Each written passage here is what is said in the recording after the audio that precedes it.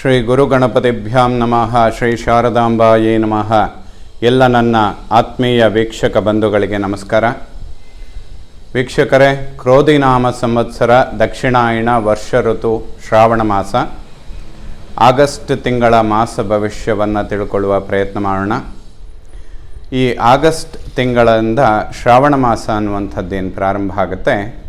ಈ ಶ್ರಾವಣ ಮಾಸದಲ್ಲಿ ವಿಶೇಷವಾಗಿ ಶನಿವಾರದ ದಿವಸಗಳು ವಿಷ್ಣು ಆರಾಧನೆ ಮಾಡುವಂಥದ್ದು, ಲಕ್ಷ್ಮೀ ವೆಂಕಟೇಶ್ವರ, ಲಕ್ಷ್ಮೀ ನರಸಿಂಹನ ದರ್ಶನ ಮಾಡುವಂಥದ್ದು, ಇವೆಲ್ಲ ಬಹಳಷ್ಟು ಶುಭ ಫಲಗಳನ್ನು ಕೊಡುತ್ತೆ.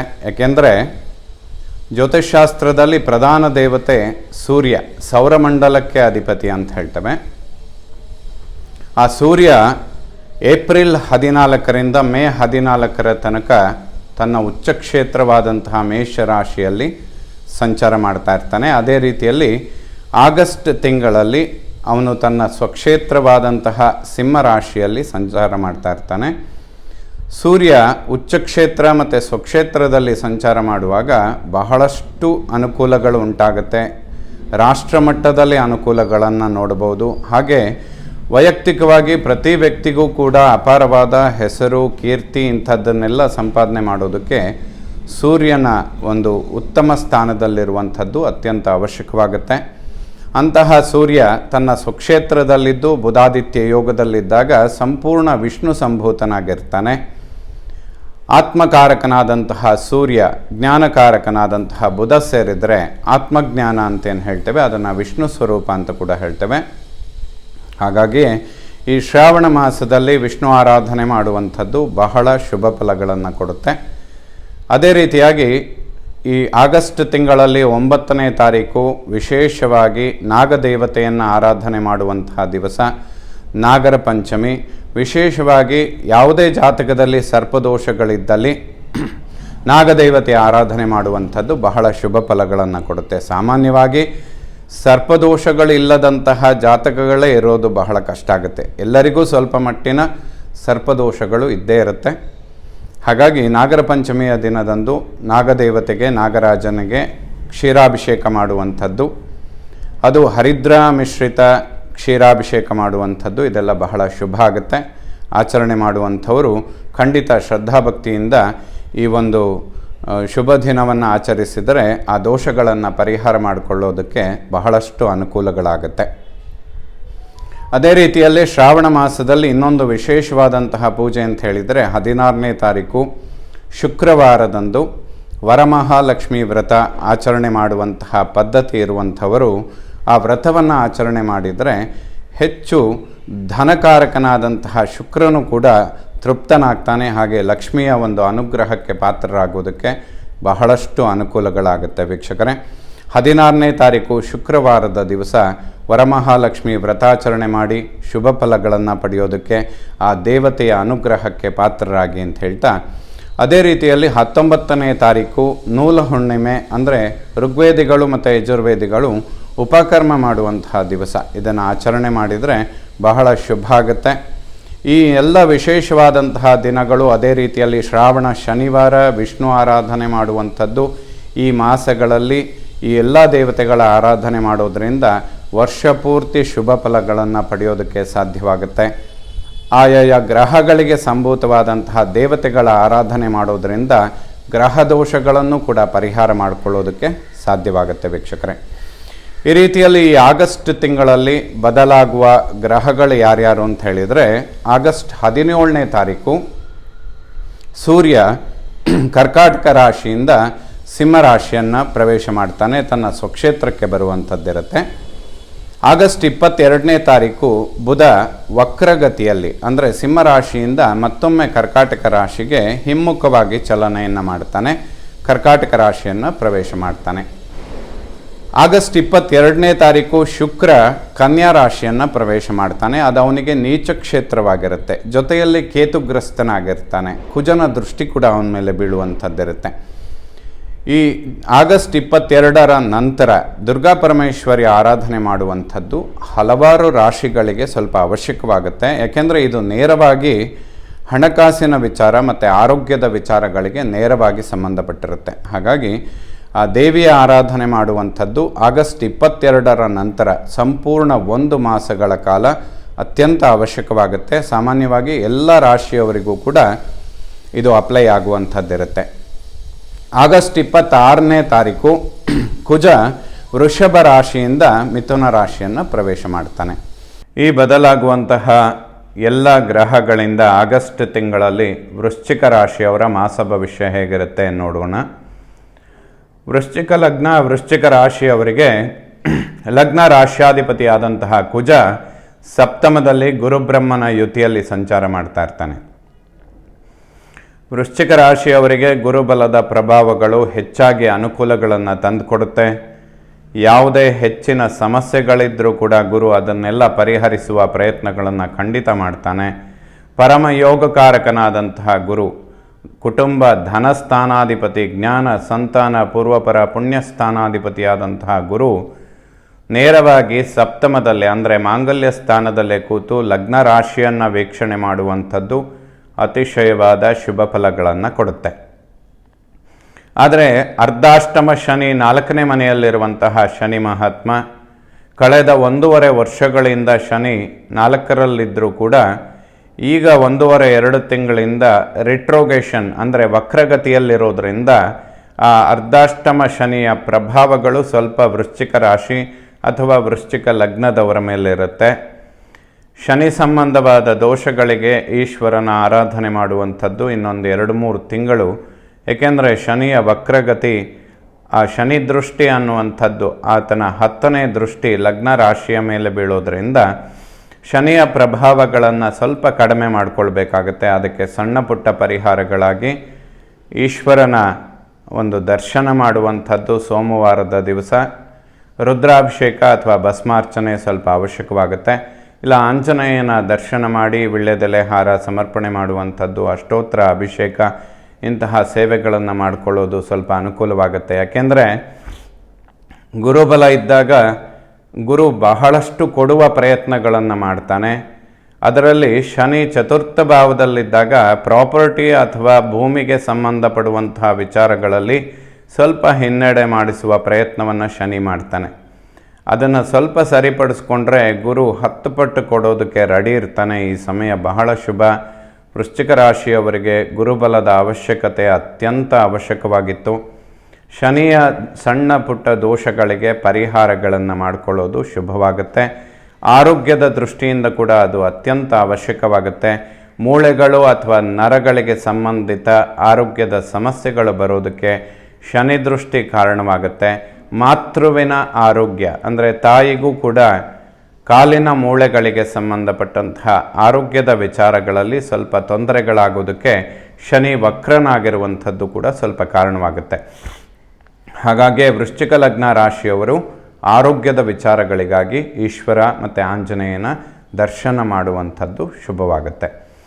2ನೇ ಮನೆಯನ್ನು ಕುಟುಂಬ, ವಾಕ್ಯ, ಧನ, ದಾಂಪತ್ಯ, ಬಂಧು ಅನ್ನುವಂತಹ ಸ್ಥಾನ ದ್ವಿತೀಯ ಭಾವದ ಮೇಲೆ ಕುಜನ ದೃಷ್ಟಿ ಬೀಳ್ತಾ ಇರುತ್ತೆ. ಗುರು ಕುಜನ ಯುತಿ, ಗುರು ಸ್ವಲ್ಪ ಕುಜನ ದೃಷ್ಟಿ ವಾಕ್ಸ್ಥಾನದ ಮೇಲೆ ಬೀಳೋದ್ರಿಂದ ವಾಕ್ಯಗಳು ಸ್ವಲ್ಪ ನೇರವಾಗಿರುತ್ತೆ, ನಿಷ್ಠುರವಾಗಿರುತ್ತೆ ಅಂತ ಕೂಡ ಹೇಳುತ್ತೆ. ಇದರಿಂದ ವಿಚಾರಗಳು ಸರಿಯಾಗಿದ್ದರೂ ಕೂಡ ಒಳ್ಳೆಯದನ್ನು ಹೇಳಿದರೂ ಸ್ವಲ್ಪ ನಿಷ್ಠುರಗಳನ್ನು ನೋಡೋದಕ್ಕೆ ಕಾರಣವಾಗುತ್ತೆ. ಬಟ್ ಇದರಿಂದ ಯಾವುದೇ ದೊಡ್ಡ ಪ್ರಮಾಣದ ಸಮಸ್ಯೆಗಳಿಲ್ಲ. ಒಳಿತನ್ನು ಹೇಳುವಾಗ ಬೇರೆಯವರಿಗೆ ಬೇಸರವಾಗುತ್ತೆ ಅಂತ ಯೋಚನೆ ಮಾಡೋದಕ್ಕೆ ಸಾಧ್ಯ ಇಲ್ಲ. ಒಳಿತನ್ನು ಮಾಡಬೇಕು ಅಂತ ತೀರ್ಮಾನ ಮಾಡಿದಾಗ ವಿಚಾರಗಳನ್ನು ನೇರವಾಗಿ ಹೇಳುವಂಥದ್ದು ಬಹಳ ಶುಭವಾಗುತ್ತೆ. ಧನಾಗಮನ ಬಹಳ ಶುಭ ಆಗುತ್ತೆ. ವೃಶ್ಚಿಕ ರಾಶಿಯವರಿಗೆ ಹಣಕಾಸಿನ ವಿಚಾರದಲ್ಲಿ ಬಹಳಷ್ಟು ಅನುಕೂಲಗಳನ್ನು ನೋಡ್ಬೋದು. ಈ ತಿಂಗಳ 24ರ ನಂತರ ಶುಕ್ರನು ಕೂಡ ಏಕಾದಶಕ್ಕೆ ಬರ್ತಾನೆ. ಇದು ಕೂಡ ಬಹಳ ಶುಭವಾಗುತ್ತೆ. ಏಕಾದಶದಲ್ಲಿರುವ ಶುಕ್ರನ ಮೇಲೆ ಗುರುದೃಷ್ಟಿ ಬೀಳ್ತಾ ಇರುತ್ತೆ, ಅದು ಕೂಡ ಶುಭ ಫಲ. ವೃಶ್ಚಿಕ ರಾಶಿಯವರಿಗೆ ಆಗಸ್ಟ್ ತಿಂಗಳು ಬಹಳ ಶುಭ ಫಲಗಳಿದೆ ಅಂತಲೇ ಹೇಳ್ಬೋದು. ಯಾವುದೇ ಸಮಸ್ಯೆಗಳಿರುವುದಿಲ್ಲ. ಸ್ವಲ್ಪ ಆರೋಗ್ಯದ ವಿಚಾರಗಳಲ್ಲಿ ಗಮನ ಕೊಡುವಂಥದ್ದು ಅವಶ್ಯಕವಾಗುತ್ತೆ. 3ನೇ ಮನೆಯನ್ನು ಒಡಹುಟ್ಟು, ಸೋದರ, ಪರಾಕ್ರಮ ಸ್ಥಾನ 3ರ ಅಧಿಪತಿಯಾದಂತಹ ಶನಿ ಮಹಾತ್ಮ ಚತುರ್ಥ ಭಾವದಲ್ಲಿದ್ದು ವಕ್ರನಾಗಿ ಸಂಚಾರ ಮಾಡ್ತಾ ಇರ್ತಾನೆ. ಭ್ರಾತೃಕಾರಕನಾದಂತಹ ಕುಜ ಗುರುವಿನ ಯುತಿಯಲ್ಲಿರ್ತಾನೆ. ಗುರುಕುಜ ಯೋಗ, ಶಶಿಮಂಗಳ ಯೋಗ, ಗಜಕೇಸರಿ ಯೋಗ ಈ ಎಲ್ಲ ಗೋಚಾರದಲ್ಲಿ ಬರುವಂತಹ ಈ ಎಲ್ಲ ಯೋಗಗಳು ಕೂಡ ವೃಶ್ಚಿಕ ರಾಶಿಯವರಿಗೆ ತುಂಬ ಅದ್ಭುತ ಫಲಗಳನ್ನು ಕೊಡೋದಕ್ಕೆ ಕಾರಣವಾಗುತ್ತೆ. ಒಡಹುಟ್ಟುಗಳಲ್ಲಿ ಅಣ್ಣ ತಮ್ಮಂದರ ನಡುವೆ ವಿಶ್ವಾಸ ಬಹಳ ಶುಭ ಆಗುತ್ತೆ. ಸೋದರಿಕಾರಕನಾದಂತಹ ಬುಧ ಸಿಂಹರಾಶಿಯಲ್ಲಿದ್ದು ಅವನ ಮೇಲೆ ಕುಜ ಮತ್ತು ಶನಿಯ ದೃಷ್ಟಿ ಬೀಳ್ತಾ ಇರುತ್ತೆ. ಸೋದರಿಯರಿಗೆ ಸ್ವಲ್ಪ ಆರೋಗ್ಯದ ಸಮಸ್ಯೆಗಳಾಗೋದಕ್ಕೆ ಇದು ಕಾರಣವಾಗುತ್ತೆ ವೀಕ್ಷಕರೇ. ಮೂಳೆಗಳು ಮತ್ತು ನರಗಳಿಗೆ ಸಂಬಂಧಿತ ಆರೋಗ್ಯದ ಸಮಸ್ಯೆಗಳು ಕೂಡ ಸೋದರಿಯರಿಗೆ ಬಾಧಿಸೋದಕ್ಕೆ ಈ ಒಂದು ಕಾಂಬಿನೇಷನ್ ಸ್ವಲ್ಪ ಕಾರಣವಾಗುತ್ತೆ. ಇದಕ್ಕೆ ಪರಿಹಾರಾರ್ಥವಾಗಿ ಈ ಶ್ರಾವಣ ಶನಿವಾರದ ದಿವಸ ವಿಷ್ಣುವಿನ ದರ್ಶನ ಮಾಡುವಂಥದ್ದು ಖಂಡಿತ ಶುಭ ಫಲಗಳನ್ನು ಕೊಡುತ್ತೆ. ಇನ್ಯಾವುದಾದ್ರೂ ಬ್ಯಾಂಕಿಗೆ ಸಂಬಂಧಪಟ್ಟಂತಹ ವ್ಯವಹಾರಗಳು ಅಥವಾ ಹಣಕಾಸಿನ ಎಕ್ಸ್ಪೆಕ್ಟೇಷನ್ಗಳಿದ್ದರೆ ಖಂಡಿತ ಸಕ್ಸಸ್ ಆಗುವಂತಹ ಸಮಯ. ಈ ಸಮಯಗಳಲ್ಲಿ ಪ್ರಯತ್ನಗಳನ್ನು ಹೆಚ್ಚಿಸ್ಕೊಂಡ್ರೆ ಖಂಡಿತ ಲಾಭದಾಯಕವಾಗುತ್ತೆ. ಯಾವುದೇ ಅಡೆತಡೆಗಳಿಗೆ ಖಂಡಿತ ಅವಕಾಶ ಇರೋದಿಲ್ಲ ವೀಕ್ಷಕರೇ. 4ನೇ ಮನೆಯನ್ನು ವಿದ್ಯೆ, ಮಾತೃ, ವಾಹನ, ಸುಖ, ಪ್ರಾಪರ್ಟಿ. ಚತುರ್ಥ ಭಾವದಲ್ಲಿ ಶನಿ ಸಂಚಾರ ಸ್ವಲ್ಪ ಪ್ರಾಪರ್ಟಿ ಇಂತಹ ವಿಚಾರಗಳಿಗೆ ಹಿನ್ನಡೆ ಆಗುವಂತಹ ಸಂದರ್ಭಗಳಿರುತ್ತೆ. ಯಾವುದಾದ್ರೂ ಭೂಮಿ ಖರೀದಿ ಮಾಡುವಂತಹ ವಿಚಾರಗಳಿದ್ದರೆ ಅಥವಾ ಮನೆ ಖರೀದಿ ಮಾಡುವಂತಹ ವಿಚಾರಗಳಿದ್ದರೆ ಸ್ವಲ್ಪ ಪೋಸ್ಟ್ಪೋನ್ ಮಾಡಿಕೊಳ್ಳೋದು ಉತ್ತಮ. ಶುಕ್ರ ಏಕಾದಶವನ್ನು ಪ್ರವೇಶ ಮಾಡಿದ ಮೇಲೆ ಇನ್ನಷ್ಟು ಶುಭ ಫಲಗಳನ್ನು ಕಾಣೋದಕ್ಕೆ ಸಾಧ್ಯ. ಶನಿ ವಕ್ರನಾಗಿರ್ತಾನೆ. ಈಶ್ವರನ ಆರಾಧನೆ, ಆಂಜನೇಯನ ಆರಾಧನೆ ಮಾಡಿದರೆ ಈ ಭೂಮಿಗೆ ಸಂಬಂಧಪಡುವಂತಹ ವಿಚಾರಗಳಲ್ಲಿ ಅಭಿವೃದ್ಧಿಗಳನ್ನು ಕಾಣ್ಬೋದು. ಏಕೆಂದರೆ ಈ ಗುರುಬಲದಲ್ಲಿ ವೃಶ್ಚಿಕ ರಾಶಿಯವರು ಬಹಳಷ್ಟು ವಿಚಾರಗಳಿಗೆ ಸಕ್ಸಸ್ಗಳನ್ನು ಕಾಣಲೇಬೇಕಾದಂತಹ ಅನಿವಾರ್ಯತೆ ಇರುತ್ತೆ. ಈಗ ಅವರಿಗೆ ಪ್ರಯತ್ನಗಳನ್ನು ಖಂಡಿತವಾಗ್ಲೂ ಹೆಚ್ಚಿಸ್ಕೊಳ್ಬೇಕು. ಏಕೆಂದರೆ 1 ವರ್ಷಗಳ ಕಾಲ ಬರುವಂತಹ ಗುರುಬಲ ಇದು. ನೆಕ್ಸ್ಟ್ ಮುಂದೆ ಬರುವಂತಹ ಸಮಯಗಳಲ್ಲಿ ಗುರು ಅಷ್ಟಮ ಭಾವವನ್ನು ಪ್ರವೇಶ ಮಾಡ್ತಾನೆ. 1 ವರ್ಷಗಳ ಕಾಲ ಗುರುಬಲ ಇರೋದಿಲ್ಲ. ಈ ಗುರುಬಲ ಆಲ್ಮೋಸ್ಟ್ 2025 ಏಪ್ರಿಲ್ ಮೇ ತನಕ ಇರುತ್ತೆ. ಹಾಗಾಗಿ ಯಾವುದೇ ಪ್ರಾಪರ್ಟಿ, ಭೂಮಿಗೆ ಸಂಬಂಧಪಡುವಂತಹ ವಿಚಾರಗಳಿದ್ದರೆ ಅಥವಾ ಭೂಮಿಗೆ ಸಂಬಂಧಪಡುವಂತಹ ವ್ಯವಹಾರಗಳನ್ನು ಮಾಡುವಂಥವರಿದ್ದರೆ ಖಂಡಿತ ಅಭಿವೃದ್ಧಿಗಳನ್ನು ಕಾಣ್ತೀರಾ. ಶನಿ ವಕ್ರನಾಗಿರೋದ್ರಿಂದ ಈಶ್ವರ ಮತ್ತು ಆಂಜನೇಯನ ಸ್ತೋತ್ರಗಳನ್ನು ಪಠನೆ ಮಾಡುವಂಥದ್ದು ಅತ್ಯಂತ ಅವಶ್ಯಕವಾಗುತ್ತೆ. ಇನ್ನು ವಿದ್ಯಾರ್ಜನೆ ಮಾಡುವಂತಹ ಮಕ್ಕಳಿಗೆ ಸ್ವಲ್ಪ ಹಿನ್ನಡೆ ಆಗುತ್ತೆ. ಯಾಕೆಂದರೆ ಪಂಚಮದಲ್ಲಿ ರಾಹು ಇದ್ದಾನೆ, ಚತುರ್ಥದಲ್ಲಿ ಶನಿ ವಕ್ರನಾಗಿರ್ತಾನೆ. ಇದೆರಡೂ ಕಾಂಬಿನೇಷನ್ ಮಕ್ಕಳಿಗೆ ಸ್ವಲ್ಪ ಆರೋಗ್ಯದ ಸಮಸ್ಯೆಗಳಿಂದ ವಿದ್ಯಾಭ್ಯಾಸಕ್ಕೆ ಹಿನ್ನಡೆ ಆಗುವಂತಹ ಸಂದರ್ಭಗಳಿರುತ್ತೆ. ಅದಕ್ಕೆ ರಾಹುವಿನ ಆರಾಧನೆ ಅಂದರೆ ಈ ಆಗಸ್ಟ್ ತಿಂಗಳಲ್ಲಿ ನಾಗರ ಪಂಚಮಿ ಇಂತಹ ದಿನಗಳಲ್ಲಿ ವಿಶೇಷವಾಗಿ ನಾಗರಾಜನ ಆರಾಧನೆ ಮಾಡೋದ್ರಿಂದ ಅಥವಾ ಕ್ಷೀರಾಭಿಷೇಕ ಇಂತಹ ಸೇವೆಗಳನ್ನು ಮಾಡಿದರೆ ಆ ದೋಷಗಳನ್ನು ಪರಿಹಾರ ಮಾಡಿಕೊಳ್ಳೋದಕ್ಕೆ ಮತ್ತು ಮಕ್ಕಳ ವಿದ್ಯಾಭ್ಯಾಸ ಜೊತೆಯಲ್ಲೇ ಆರೋಗ್ಯ ಈ ಎರಡೂ ವಿಚಾರಗಳಿಗೆ 4ರಲ್ಲಿರುವ ಶನಿ, 5ರಲ್ಲಿರುವಂತಹ ರಾಹು 2 ಗ್ರಹಗಳು ಕೂಡ ನೇರವಾಗಿ ಕಾರಣರಾಗ್ತಾರೆ. ಅದಕ್ಕೆ ಪರಿಹಾರ ಮಾಡಿಕೊಳ್ಳೋದು ಸೂಕ್ತ. 5ನೇ ಮನೆಯನ್ನು ಜ್ಞಾನ, ಸಂತಾನ, ಪೂರ್ವಪರ, ಪುಣ್ಯ. ಸಂತಾನದ ಅಂಚಿನಲ್ಲಿರುವವರಿಗೆ ಯಾವುದೇ ಸಮಸ್ಯೆಗಳಿರೋದಿಲ್ಲ. ಗುರುಬಲ ಅನ್ನುವಂಥದ್ದು ಖಂಡಿತ ಶುಭ ಫಲಗಳನ್ನು ಕೊಡುತ್ತೆ. ಅದರಲ್ಲೂ ಕೂಡ ಲಗ್ನ ರಾಶಿಯ ಮೇಲೆ ನೇರವಾಗಿ ಗುರುದೃಷ್ಟಿ ಬೀಳುವಂತಹ ಸಂದರ್ಭಗಳು, ಪುತ್ರ ಸಂತಾನ ಇಂತಹ ವಿಚಾರಗಳಿಗೆ ಖಂಡಿತ ಅಭಿವೃದ್ಧಿಗಳಾಗುವಂತಹ ಸಮಯ ಇದಾಗಿರುತ್ತೆ. ಮಕ್ಕಳ ಆರೋಗ್ಯದ ವಿಚಾರಗಳಿಗಾಗಿ ಸುಬ್ರಹ್ಮಣ್ಯನ ಸ್ತೋತ್ರಗಳನ್ನು ಪಠನೆ ಮಾಡಿದರೆ ಪಂಚಮದಲ್ಲಿ ರಾಹು ಆಲ್ಮೋಸ್ಟ್ ಇನ್ನೊಂದು ವರ್ಷಗಳ ಕಾಲ ಪಂಚಮ ಭಾವದಲ್ಲೇ ಸ್ಥಿತನಾಗಿರ್ತಾನೆ. ಪೂರ್ವಪರ ಪುಣ್ಯಸ್ಥಾನದಲ್ಲಿ ಪಾಪಗ್ರಹಗಳಿದ್ದರೆ ಸ್ವಲ್ಪ ಮಕ್ಕಳ ಆರೋಗ್ಯದ ವಿಚಾರಗಳಿಗೆ ಟೆನ್ಷನ್ ಆಗೋದು ಸರ್ವೇ ಸಾಮಾನ್ಯವಾಗುತ್ತೆ. ಇದಕ್ಕೆ ಸುಬ್ರಹ್ಮಣ್ಯನ ಸ್ತೋತ್ರಗಳನ್ನು ಪಠನೆ ಮಾಡಿದರೆ ಖಂಡಿತ ಶುಭ. ಇಲ್ಲದೇ ಇದ್ದರೆ ಅರ್ಧಾಷ್ಟಮ ಶನಿ, 5ರಲ್ಲಿರುವಂತಹ ರಾಹು ಸ್ವಲ್ಪ ಟೆನ್ಷನ್ಗಳನ್ನು ಅವಾಗವಾಗ ಕೊಡ್ತಾ ಬರ್ತಾರೆ. ಇದಕ್ಕೆ ಈ ಸಮಯದಲ್ಲಿ ಪರಿಹಾರ ಮಾಡಿಕೊಳ್ಳೋದು ಶುಭ. ಏಕೆಂದರೆ 9 ಗ್ರಹಗಳಲ್ಲಿ ಆಲ್ಮೋಸ್ಟ್ ವೃಶ್ಚಿಕ ರಾಶಿಯವರಿಗೆ 7 ಗ್ರಹಗಳು ಶುಭ ಸ್ಥಾನದಲ್ಲೇ ಇದ್ದಾರೆ. ಶನಿ ಮತ್ತು ರಾಹುವಿನ ಚಲನೆ ಒಂದನ್ನು ಬಿಟ್ಟರೆ ಉಳಿದಂತೆ ಎಲ್ಲ ಗ್ರಹಗಳು ಕೂಡ ಶುಭ ಸ್ಥಾನದಲ್ಲೇ ಇರ್ತಾರೆ. ಆಗಸ್ಟ್ ತಿಂಗಳ ಅಂತ್ಯಭಾಗದ ತನಕ ಅಂದರೆ 26ನೇ ತಾರೀಕಿನ ತನಕ. 6ನೇ ಮನೆಯನ್ನು ಶತ್ರು, ಋಣ, ರೋಗ ಸ್ಥಾನ. ಷಷ್ಠಾಧಿಪತಿ ಕುಜ ಗುರುಬ್ರಹ್ಮನ ಯುತಿಯಲ್ಲಿ ಸಪ್ತಮದಲ್ಲಿದ್ದಾನೆ. ಷಷ್ಠ ಭಾವದ ಮೇಲೆ ಶನಿ ದೃಷ್ಟಿ ಬೀಳ್ತಾ ಇರುತ್ತೆ. ಯಾವುದೇ ಶತ್ರು ಬಾಧೆಗಳಿರೋದಿಲ್ಲ ಅಥವಾ ಸ್ನೇಹಿತರಿಂದ ಸಣ್ಣ ಪುಟ್ಟ ರಾಂಗ್ ಗೈಡೆನ್ಸ್ಗಳು ಉದ್ಯೋಗ ಕ್ಷೇತ್ರದಲ್ಲಿ ಸಮಸ್ಯೆಗಳನ್ನು ಸೃಷ್ಟಿ ಮಾಡೋದಕ್ಕೆ ಕಾರಣವಾಗುತ್ತೆ. ಯಾಕೆಂದರೆ ಶನಿಗೆ ಅದು ನೀಚ ಸ್ಥಾನ ಅಂತ ಹೇಳಿದೆ. ಅರ್ಧಾಷ್ಟಮದಲ್ಲಿರುವಂತಹ ಶನಿ ಷಷ್ಠಭಾವವನ್ನು ನೋಡಿದರೆ ಮೂರನೆಯವರ ಮಾತು ಕೇಳಿಕೊಂಡು ಉದ್ಯೋಗ ಕ್ಷೇತ್ರದಲ್ಲಿ ಸಮಸ್ಯೆಗಳನ್ನು ಸೃಷ್ಟಿ ಮಾಡಿಕೊಳ್ಳೋದಕ್ಕೆ ಸ್ವಲ್ಪ ಶನಿ ಕಾರಣಕರ್ತನಾಗ್ತಾನೆ. ಅಥವಾ ಸ್ವಂತ ವ್ಯವಹಾರ ಬಿಸ್ನೆಸ್ ಮಾಡೋರಿಗೆ ಮೂರನೆಯವರ ಒಂದು ಸಲಹೆ ಸ್ವಲ್ಪ ದೋಷಪೂರಿತವಾಗುತ್ತೆ. ಈಶ್ವರನ ಆರಾಧನೆ ಮಾಡಿ ಆ ದೋಷಗಳನ್ನು ಪರಿಹಾರ ಮಾಡಿಕೊಳ್ಳೋದಕ್ಕೆ ಸಾಧ್ಯವಾಗುತ್ತೆ. 7ನೇ ಮನೆಯನ್ನು ಮಾಂಗಲ್ಯ, ವಿವಾಹ, ದಾಂಪತ್ಯ, ಸಪ್ತಮದಲ್ಲಿ ಗುರುಕುಜನ ಯೋಗ, ದಾಂಪತ್ಯ ಜೀವನ, ಸಾಮರಸ್ಯ ಬಹಳ ಶುಭವಾಗುತ್ತೆ. ಆರೋಗ್ಯದಲ್ಲಿ ಯಾವುದೇ ಸಮಸ್ಯೆಗಳಿಗೆ ಅವಕಾಶ ಇರೋದಿಲ್ಲ. ಪರಸ್ಪರ ಹೊಂದಾಣಿಕೆ ಇದೆಲ್ಲ ಬಹಳ ಶುಭ ಆಗುತ್ತೆ. ವಿವಾಹದ ಅಂಚಿನಲ್ಲಿ ಇರುವವರಿಗೆ ಇದು ಅತ್ಯಂತ ಶುಭ ಸಮಯ. 12 ವರ್ಷಕ್ಕೊಮ್ಮೆ ಗುರು ಮಾಂಗಲ್ಯ ಸ್ಥಾನಕ್ಕೆ ಬರ್ತಾನೆ. ಆ ಸಮಯದಲ್ಲಿ ವಿವಾಹ ಇಂತಹ ಮಂಗಳ ಕಾರ್ಯಗಳು ಗುರುವಿನ ಒಂದು ಅನುಗ್ರಹದಲ್ಲಿ ಇದ್ದಾಗ ನಡೆದರೆ ಜೀವನ ಪರ್ಯಂತ ಶುಭ ಫಲಗಳನ್ನು ಕಾಣೋದಕ್ಕೆ ಸಾಧ್ಯ ಆಗುತ್ತೆ. ಅಷ್ಟಮ ಭಾವವನ್ನು ಮೃತ್ಯುಸ್ಥಾನಾಧಿಪತಿಯಾದಂತಹ ಬುಧ ಕರ್ಮಸ್ಥಾನದಲ್ಲೇ ಸಂಚಾರ ಮಾಡ್ತಾ ಇರ್ತಾನೆ. ಉದ್ಯೋಗದಲ್ಲಿ ಸ್ವಲ್ಪ ಕಿರಿಕಿರಿ ಸಮಸ್ಯೆಗಳಾಗೋದಕ್ಕೆ ಅಷ್ಟಮಾಧಿಪತಿ ಬುಧ ಸ್ವಲ್ಪ ಕಾರಣಕರ್ತನಾಗ್ತಾನೆ. ಶನಿ ದೃಷ್ಟಿ ಕೂಡ ಕರ್ಮ ಉದ್ಯೋಗ ಸ್ಥಾನದ ಮೇಲೆ ಬೀಳ್ತಾ ಇರುತ್ತೆ.